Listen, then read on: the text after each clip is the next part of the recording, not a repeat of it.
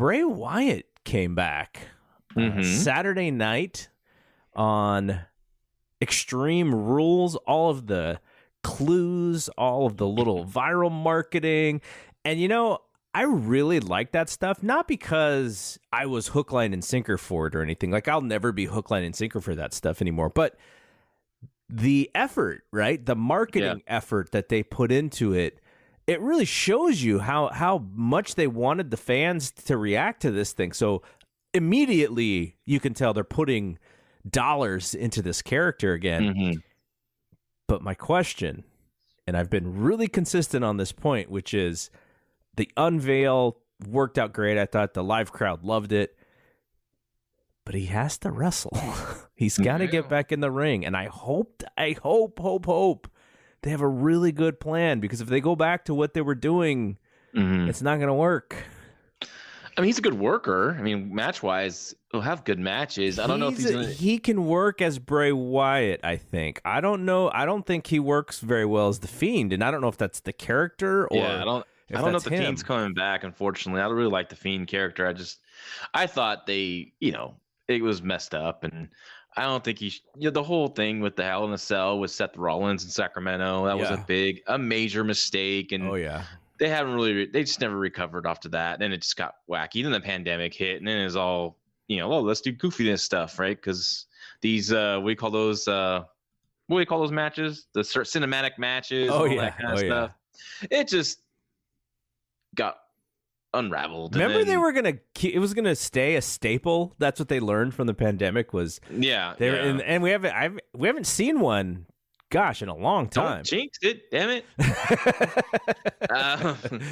And I just think I think he probably that was the killing off, like he's born again, and we'll see what's next, what he's up to next. I understand did they announce they hired some kind of writer from like Marvel and from what I understand, so our Fight Game Media crew kind of sleuthed this one out as far as his resume, as far as what his resume was like. And like technically, I think some of that stuff was correct, but maybe in a very WWE kind of way. It was maybe propped up a little bit more than it should have been.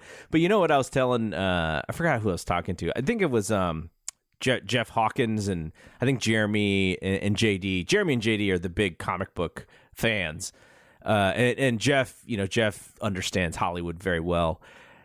I was like, it just reminds me of tech back in like the early I would say late 90s. Everybody graduated from Stanford. Like nobody checked your resume. Like you just said, graduated from Stanford. Like I know a handful of people, and it's unfortunate because in some cases it's actually come back to hurt people who absolutely 100% lied on their resume to get a job. So that's kind of what it reminded me of. Well, I'm guessing like this guy, this is my guess, Bray. Rob Fee, I believe his name is. Yeah.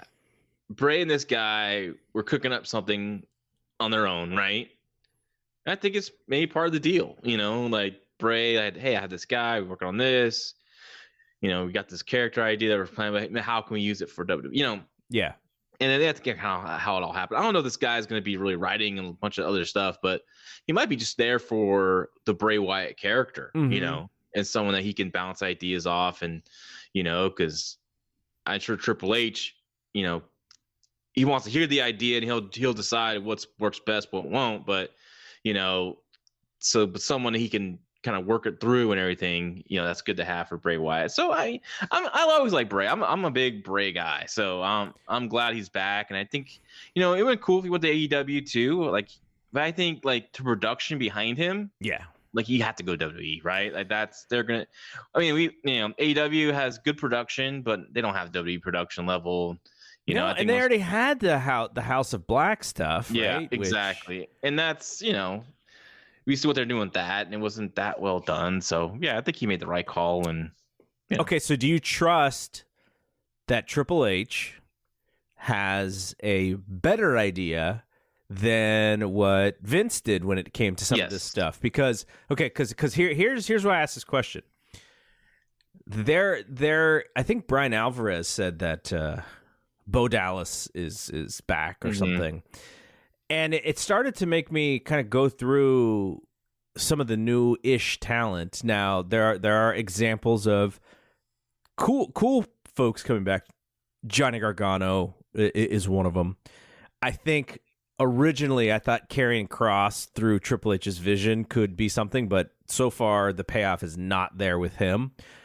But a lot of the folks who have been up are kind of like when the black and gold era was coming to an end, all the really good people went to AEW, and the folks that Triple H has promoted so far, like a Dexter Lumis, it's kind of like an LA Knight. You know, I know you like LA Knight a lot better than I do, but I see LA Knight as like lesser than like where Bobby Roode and Dolph Ziggler are right now.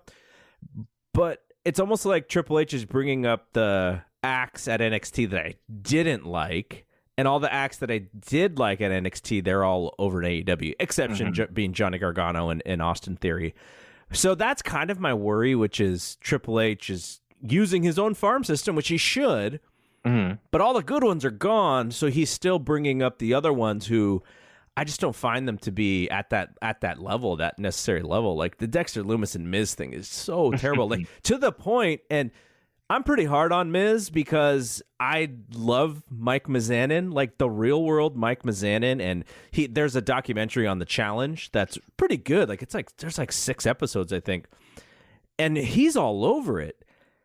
He's the coolest dude out there on that show. Then when I watch him on WWE TV, and it's just like, I don't like this Miz guy, but I like the Miz 10 times more than I like Dexter Lumis. Like that's where I'm at with that character. So I'm all for giving Triple H the benefit of the doubt. Let's give him a few more months. Let's see where we are by this time. I guess WrestleMania time next year, right? Would be a nice little run.